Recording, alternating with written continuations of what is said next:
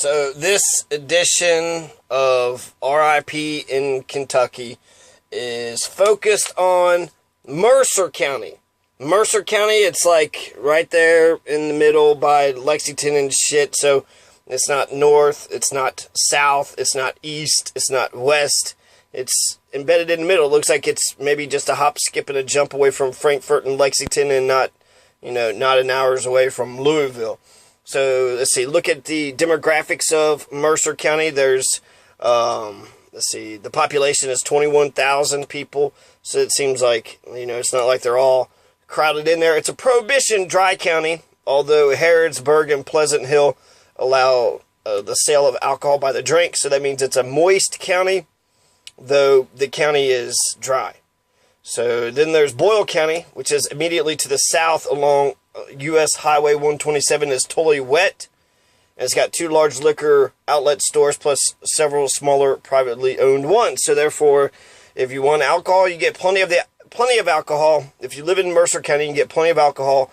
In Boyle County, you can get by the drink. In Pleasant Hill and Harrodsburg, but technically speaking, if you're caught with alcohol in the county of Mercer, then you will go to jail. They are still carrying on a prohibition, a 1922, the 18th Amendment. They're still carrying on that prohibition from 1920, 1922. Still going strong, right? 100 years strong. They ignored the 21st Amendment. So, let's see, Harrodsburg is the first city that was actually successful past the Appalachian Mountains. So it's the first western permanent white city.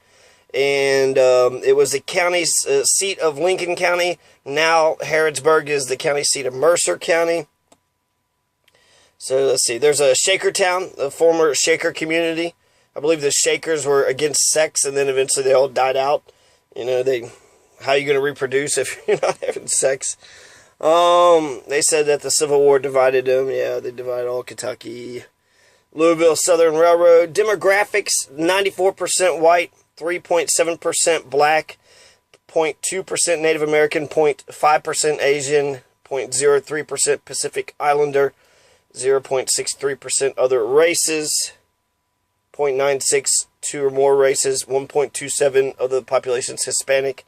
So very white, 94% white, but some blacks, 3.7%.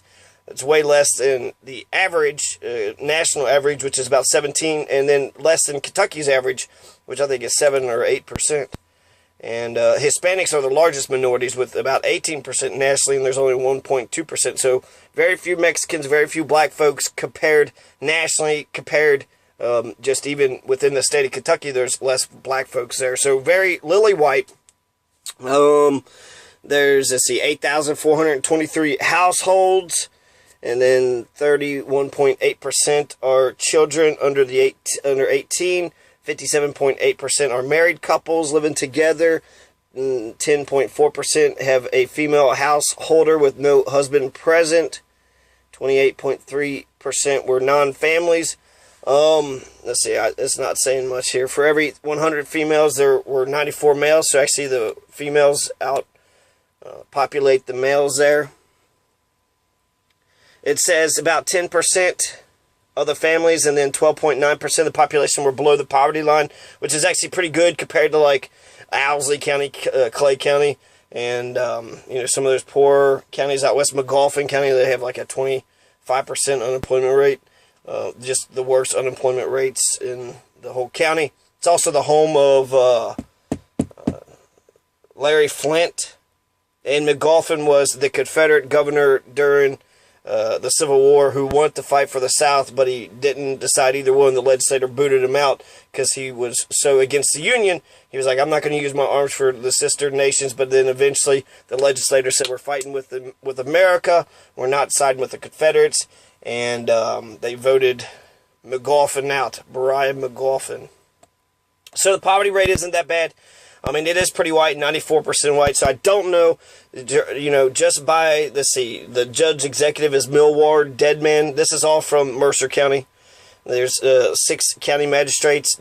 Ted Dean is the county attorney. Sonny Ransdell, county coroner. Ernie Kelty, the sheriff. And there's a county clerk, circuit clerk, district court judge, circuit court judge, family court judge, 3 court judges, and a jailer, Cleo Baker. So, I mean, right offhand, it doesn't seem like there's anything. I checked out the old Fort Herod. It was the first white establishment. Eventually, Herod disappears in 1792. Nobody knows where the founder of Herod's town goes. So, you know, he was the first. Before Harrodsburg was founded before Boonesboro. People think Daniel Boone was like the first pioneer, but he wasn't. Herod was. This James Herod was the first one. He established his town, Harrodstown, in 1774. So it was actually before Daniel Boone. It was before anybody else. James Harrodstown is the first settlement, the first successful, the settlement. But eventually, so 1774, they establish it. And then you go, 18 years past when they established it to 1792. James Herod just walks away. He just bounces. Some people say he took a wilderness divorce. He was just kind of like, I'm going to go get a pack of cigarettes from the store, and then he never returned.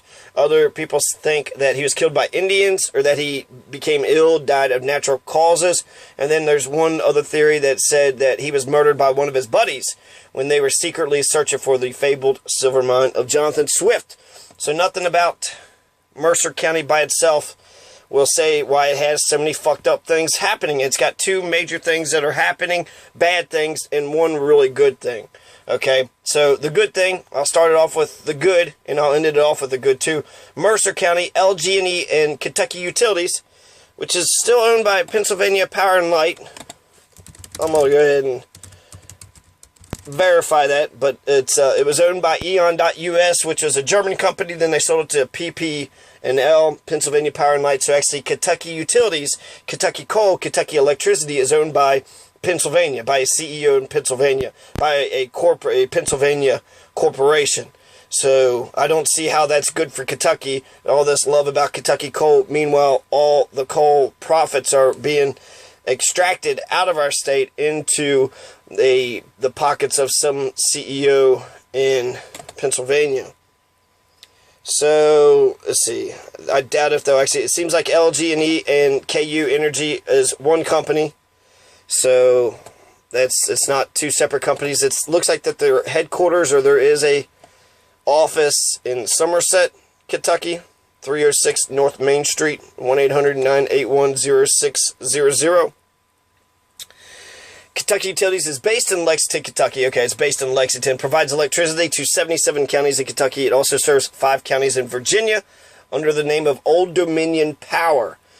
It's owned by LG&E and KU Energy, LLC, which is in turn owned by PPL Corporation. So, yes, it's still owned by this Pennsylvania family. Still, Pennsylvania is, like I said, it's not foreigners in terms of foreigner Americans. So some Americans are making the profits, but all this love about Kentucky coal, why don't we nationalize Kentucky coal, and then all the profits we put into the state? So just take over all the coal fields, and it's a national emergency, right? We need coal, but it's not as profitable as it used to be, and then all these privateers and shit. So just nationalize it, and then any of the profits work towards diversifying the energy needs. So that actually goes to the good news for Mercer County. So even though KU is owned by this Pennsylvania CEO, they are constructing the largest solar power plant in Mercer County. So Mercer County is getting a brand new solar power plant. And that's awesome. That's the largest solar power plant in Kentucky. So that's exactly what the fuck LG&E and KU needs to be doing. Not just solar power, but other, all the alternatives.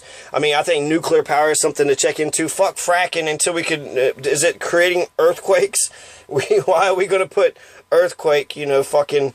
let's not fuck with the plate tectonics, okay? If it's causing earthquakes, it's moratorium on fracking until we can find out.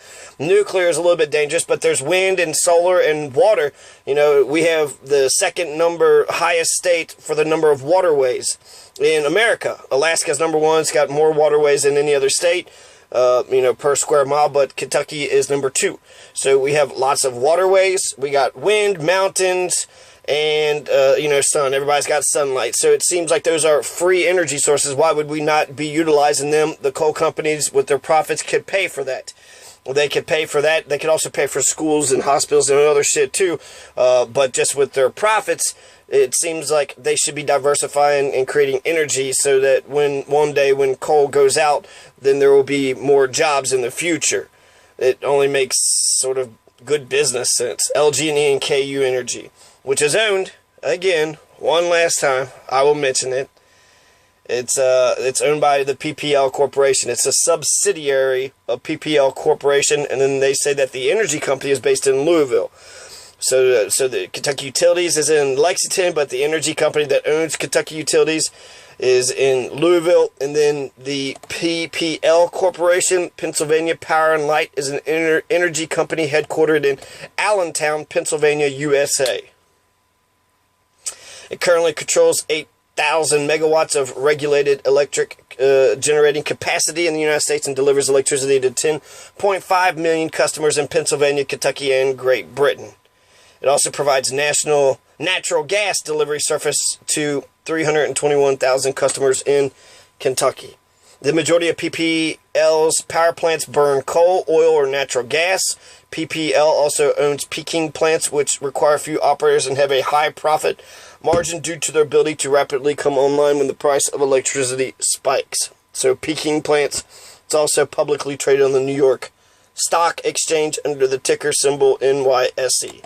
So, it's about fucking time, okay? Kentucky Utilities, which isn't owned by any Kentuckian or the state of Kentucky. Nobody in the state of Kentucky owns the electricity produced by Kentucky Coal through Kentucky Utilities. It's Allentown. So that's where the people making the profits are, up in Allentown. Okay, so that's the good news. Now, bad news. There's two fucking weird murders. Two sort of, either one person is covering it up and then some 17-year-old had got killed in Mercer County. The first one is Mercer County man charged with hiding a corpse or killing a Wisconsin man. So essentially it's a central Kentucky man, Harrodsburg man. He's Harrodsburg, right, who I named, was already mentioned about James Harrod, who, got a wilderness divorce and just took off. Let's see, I'll talk about a little bit about Harrodsburg a little bit more, but 61-year-old Clarence Michael Hicks is the man who was arrested. 61-year-old Clarence Michael Hicks is arrested by the sheriff's office for dumping a body either in Bell County, which I've seen two reports say it was in Bell County, but then I heard another one say that it was in Hazard, Kentucky, and that's, I forget what county that is, but it's not Bell County. So Hazard is different because it was saying it was in Pineville, Bell County.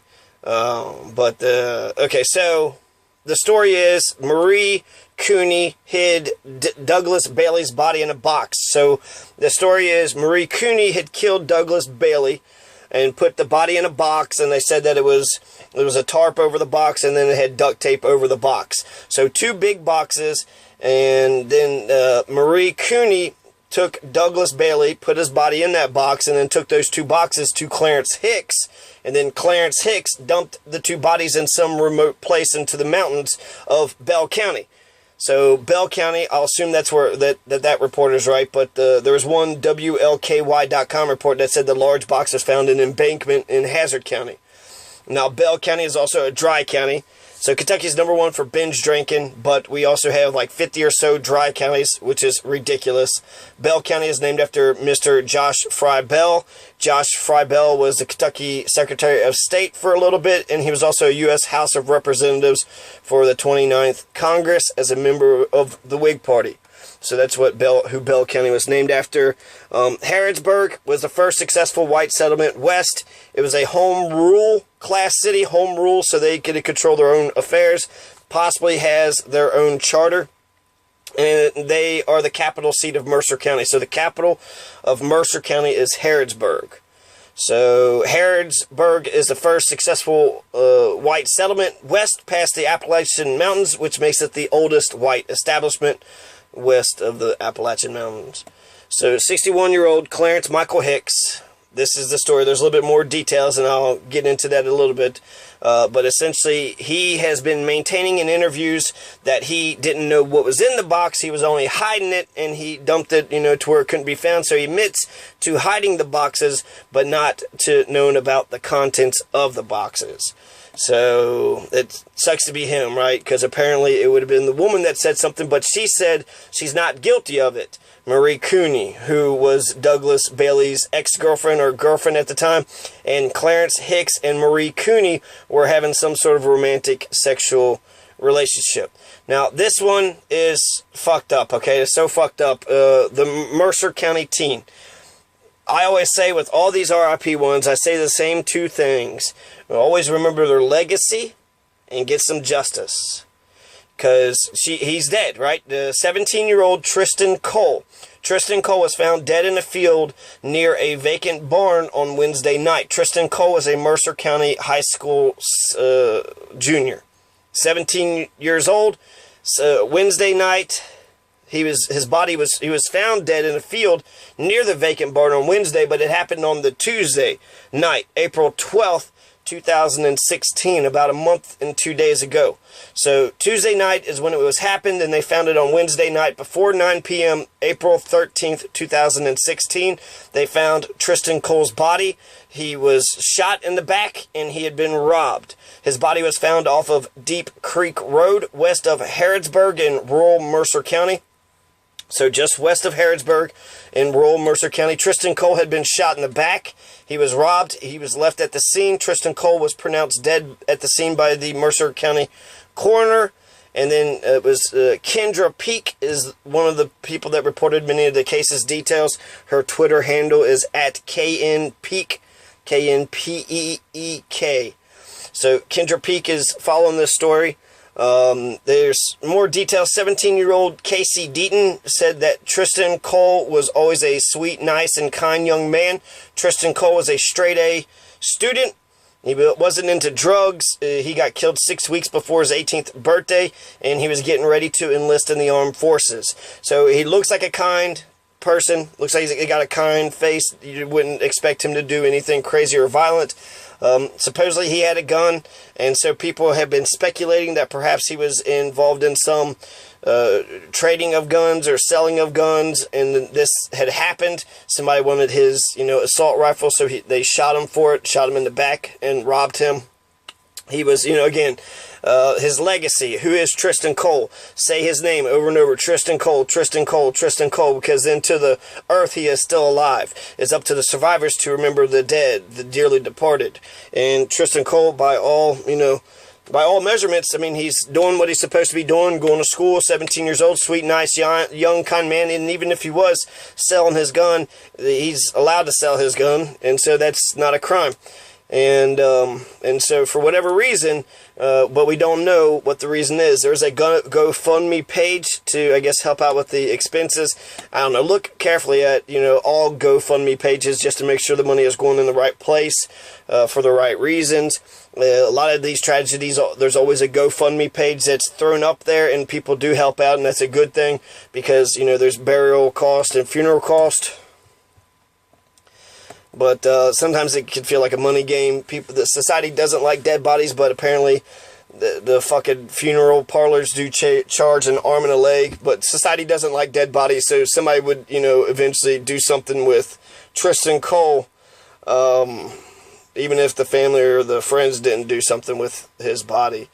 18-year-old Zachary Lay, 18-year-old Meagan Sims were arrested for tampering with physical evidence. The arrest citation says that Lay assisted in the selling of a firearm related to a murder investigation. Citation also says that Zachary Lay helped to conceal the weapon used to commit the murder.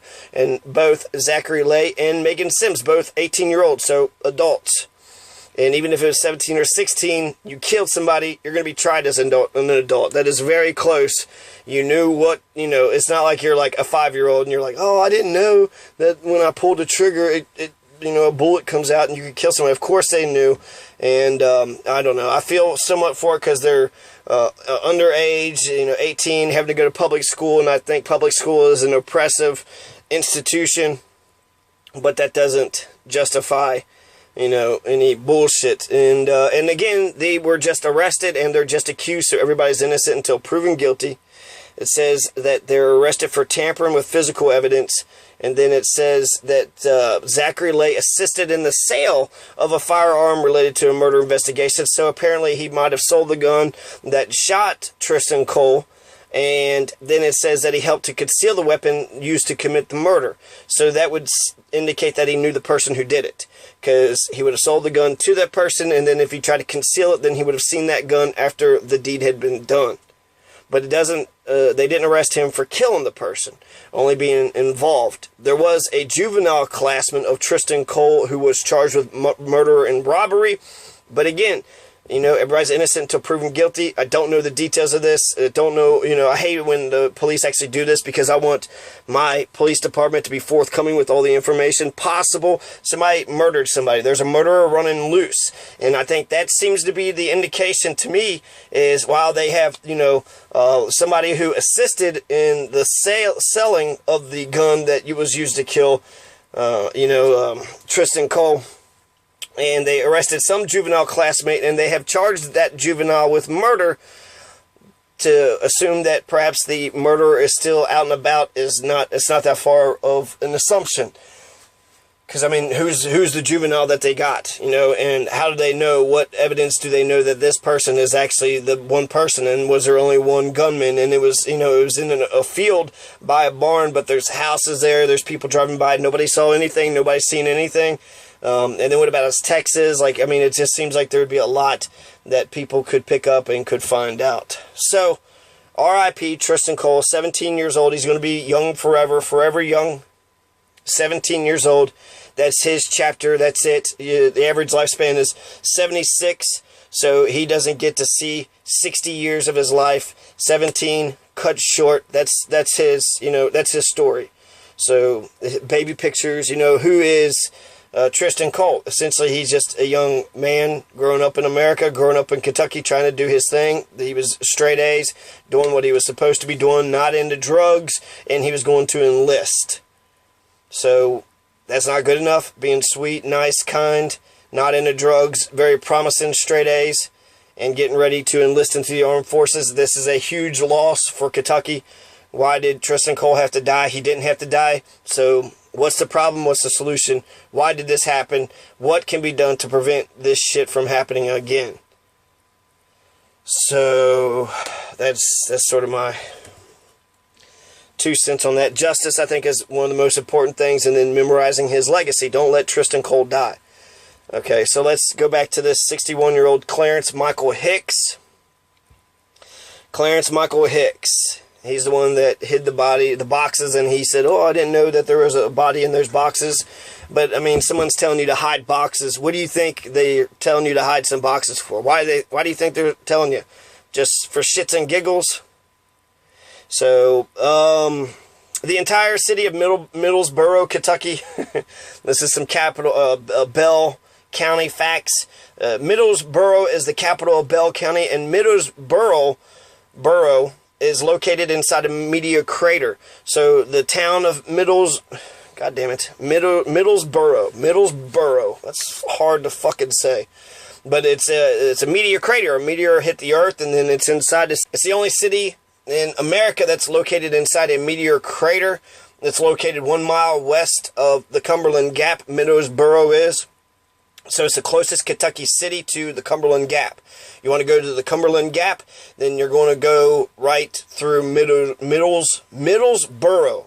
You're going to go right through Middlesboro. Fuck, I hate that. I hate Charles' name. Middlesboro, I hate Charles' name. It's fucking hard to say. But Middlesboro is the city right outside of fucking Cumberland Gap. It's the largest southeastern Kentucky city. It's got a population of 69,000 if you include the micropolitan statistical area. But the city of Middlesboro by itself has a 10 to 11,000 population. The Mercer County Sheriff's Office arrested 61-year-old Clarence Hicks. 61-year-old Clarence Hicks had dumped Douglas Bailey's body alongside a seemingly random roadway near Pineville in Bell County, November 2015. So they just arrested him. That's why this is a news story. but he actually dumped the body 6 months ago, November 2015. The boxes were wrapped up in tarp and duct tape. There was a criminal complaint against Clarence Michael Hicks. It says he was in a romantic and sexual relationship with Bailey's girlfriend. So Douglas Bailey, R.I.P. Douglas Bailey, he's the one that was killed, and he's not Kentuckian, but the Kentucky connection is this Clarence Hicks, who helped bury it. So R.I.P. Douglas Bailey, protect his legacy, try to get justice for him. So he's also accused of killing him. So Clarence Michael Hicks is being accused of killing him, and according to a Republic report in Pierce County Herald in Ellsworth, Wisconsin, he was accused of killing him. Prosecutors say that 45-year-old Rosemarie Cooney, Kuehni, of Prescott, Wisconsin, shot and killed Douglas Bailey to death on November 22nd, 2015. So that November 22nd, it's either 22nd or the 23rd, is when JFK got shot. And this is at the home they shared in Prescott, Wisconsin. So these two lived together, Rosemarie Cooney and Douglas Bailey in Wisconsin. So Wisconsin, I mean, why? I don't see how he's able to have sex with this woman in Wisconsin unless they're like meeting in between somewhere in fucking Missouri, I guess. And, okay, so this Rosemarie Cooney kills her live-in boyfriend or seemingly husband, Douglas Bailey, in their own home that they shared to death November 22nd, 2015, and she's pleaded not guilty. But supposedly that it said that she told the investigators that she shot Bailey after he had threatened her and demanded sex. So, I mean, they're living together. It's who knows? Who knows actually what happened, because the other person is dead. So it's hard to tell. You know, you're living together and then the other person's like, give me sex or I'm going to hurt you. Then she would have a right to defend herself, right? Or she could be making it up after the fact and you don't know what to believe. So I don't know. I would like a lie detector on this. The report goes on to say that she kept Bailey's body at home for several days before she placed it in a box, and then she drove it along with another box of his belongings to Peoria, Illinois on Thanksgiving Day. So she's in Wisconsin, she drives to Illinois, and then that's where she meets up with Clarence Michael Hicks. And they put the two boxes in the back of his truck. Clarence Michael Hicks drives 15 hours nonstop to a remote area in Bell County, dumps the boxes down the mountainside or in the culvert or some, I don't know, someplace where he thought that nobody would find it. Maybe even in Hazard, maybe not even in Bell County or next to Middles fucking Borough, which is hard as fuck to say, and, or Pineville. So, wait, Middlesboro? Is Middlesboro? Hold on, I need to check something. So Middlesboro isn't the capital of Bell County, but both Middlesboro and Pineville are both inside Bell County. Middlesboro is the city closest to the Cumberland Gap, the place where Daniel Boone breaks in, and finally a big wilderness trail, right? That's where a lot of people are coming into Kentucky through the Cumberland Gap. And the capital of Bell County is Pineville. So Middlesboro and Pineville are two different cities. Two separate cities in the same county. Okay, so supposedly Bailey's girlfriend, Douglas Bailey, didn't have a very, well, I don't know, I don't want to say not a good girlfriend, but if she's fucking, you know, somebody else, then the one that she's fucking is the one that helps bury this person.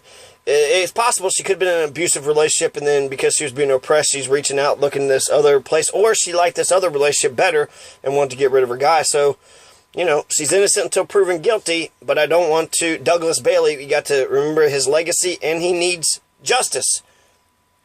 If he was murdered, but I guess if it's self-defense, then he would have been the person trying to hurt her, and she has a right to stand her ground. So the report goes on to say she kept Bailey's body at home for several days before placing it in a box and driving it along with another box of his belongings to Peoria, Illinois on Thanksgiving Day. Cooney meets up with Clarence Michael Hicks, puts the two boxes in the back of his truck. He drives 15 hours nonstop to a remote area in Bell County. Hazard is in a different county, not Bell County. Search this. So Hazard, Kentucky, it says is in, and I think Dukes of Hazzard was named after Hazard, even though they spell it with one Z. The population is 5,000, but it's a major stop. Perry County.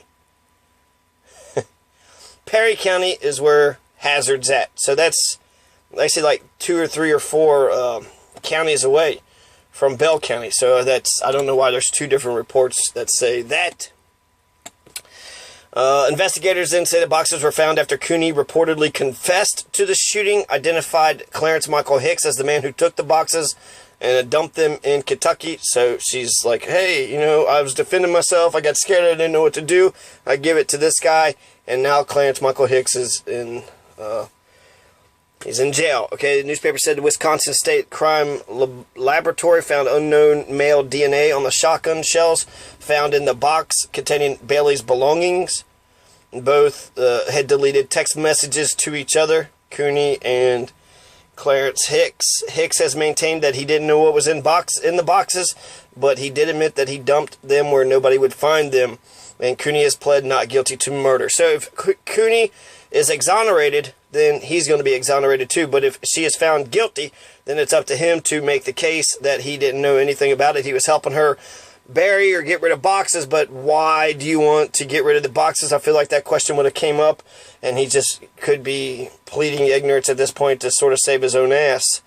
So, I don't know. I mean, both of these cases could go either way. Ultimately, I mean, I want to say R.I.P. Douglas Bailey, and I don't know anything about Douglas Bailey being in Wisconsin. The connection to Harrodsburg is that Clarence Michael Hicks is from Harrodsburg.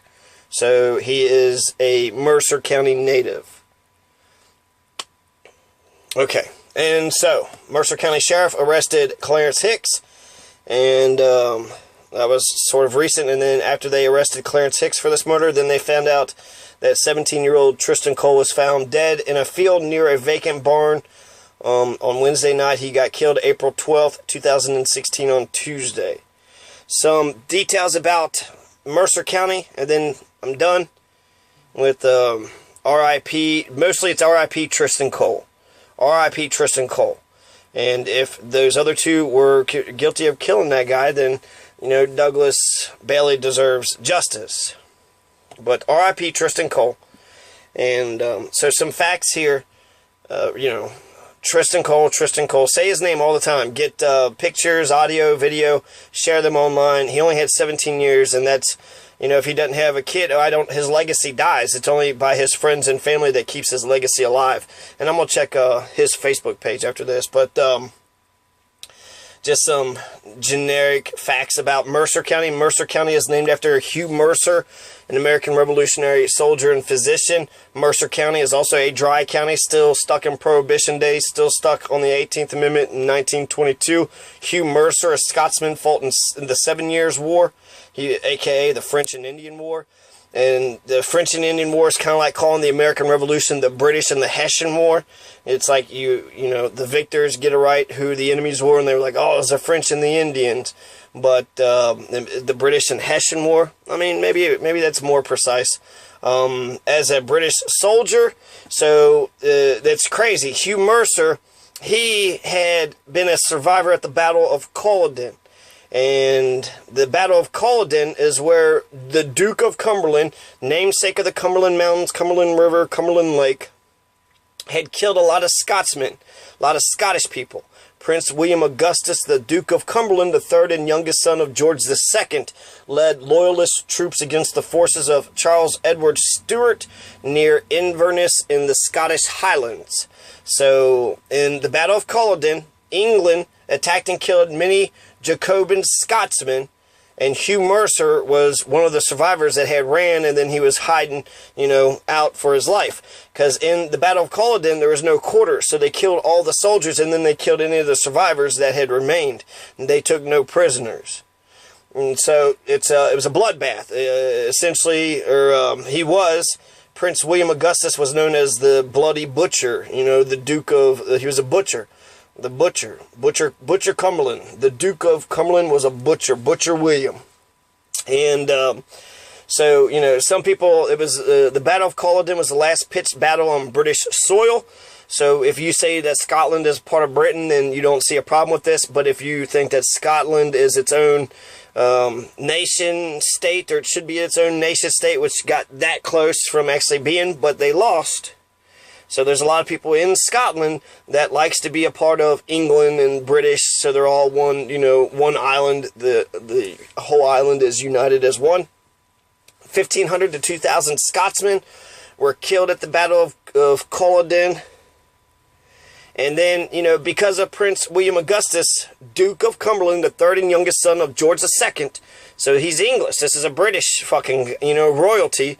They had named his name. He was a Butcher Cumberland, but he was like the hero of the fucking British. Thomas Walker eventually names the river after the Duke of Cumberland, who killed all those Scotsmen.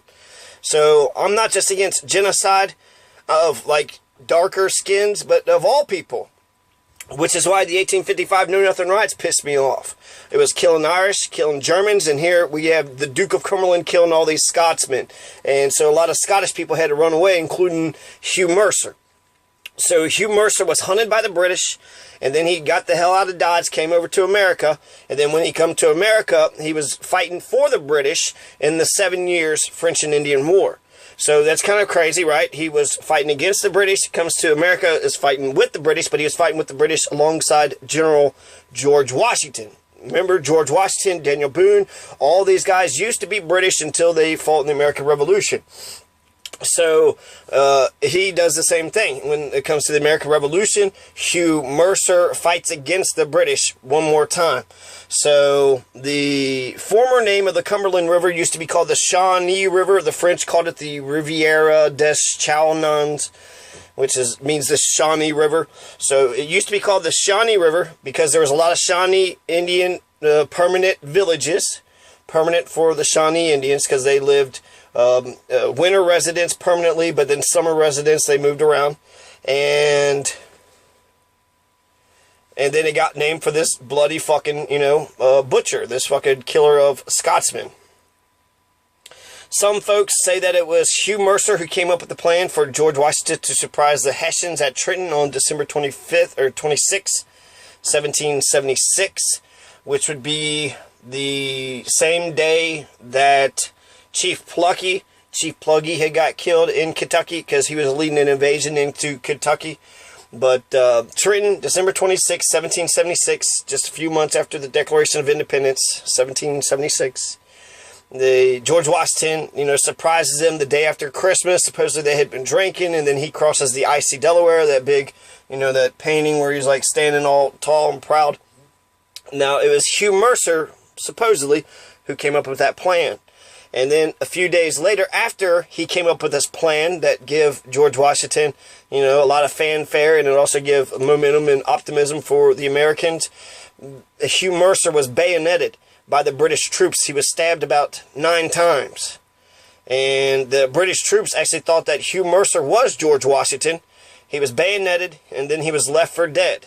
And so in a way, like he wasn't shot in the back, but he was left for dead, which was very similar to Tristan Cole. Tristan Cole was left for dead. Then his men propped Hugh Mercer on an oak tree so he could watch the battle with the last moments of his life. He died there on that tree, now known as Mercer's Oak. So Hugh Mercer's a fucking badass. He's a badass. He lost in the Culloden War along with his Scottish comrades, ran, and then he had fought with his, you know, then he fought with the British. So he fought with the nation that had killed his family and all his brothers and comrades at Culloden in the Highlands of Scotland. In the 4th French and Indian War, because remember there's 3 French and Indian Wars before the one that George Washington actually started, the 4th French and Indian War. And so he fought with the British, beat the French in the 4th French and Indian War, and then the American Revolution happened, and then eventually he got the chance to fight against the main oppressors, the imperialist oppressors who had killed his family and his people in Culloden. And when he was fighting in the American Revolution, come up with that good invasion at Trenton, but subsequently lost his life so that Americans could be free. So for the American Revolution, Hugh Mercer gave up his life. So Hugh Mercer's a fucking badass. I really like. I know there's a lot. Most of the counties have racist names or named after like some really shitty people. But Hugh Mercer is a badass. So I don't know what the fuck is going on in Mercer County. We need less killing of the children. We need less taking secret boxes from people in Wisconsin. If someone gives you a box that says, here, hide this, you probably should be like, oh, be a little skeptical of it or hide it better. And then, and the last thing, get more solar powers. In Germany, 50% of all the residents in Germany have solar power panels on the top of their roofs. There's no reason why we shouldn't be allowed to have that. And not only should we be allowed to have solar power roofs, but the electricity that we generate, if we stored it in a battery, we should also be able to sell it to our neighbors. Being off the grid will piss off LG&E and KU in spite of it being owned by PPL. So Pennsylvania wants to sit there and force us to, you know, if you're off the grid, they got pissed off. This is a big issue in Florida. The Tea Party and Occupy groups are actually in favor of this. If you have solar power panels and you have a battery and you stored that electricity, you can sell it to your neighbors. But apparently the power companies didn't want that to happen because only they could sell the electricity. So that's some bullshit. I don't want to say R.I.P. Douglas Bailey until I find out if it's true or not.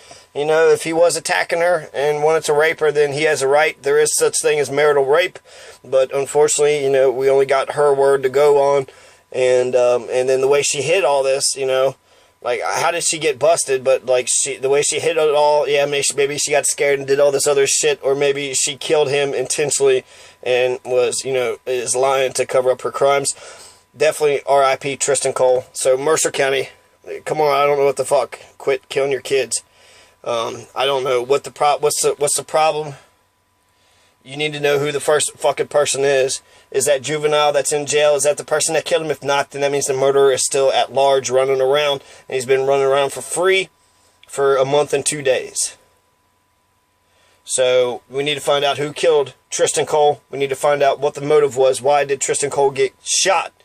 And then we need to prevent that from happening, because a death is when society breaks down. So society broke down big time with Tristan Cole, and R.I.P. man. R.I.P. Tristan Cole.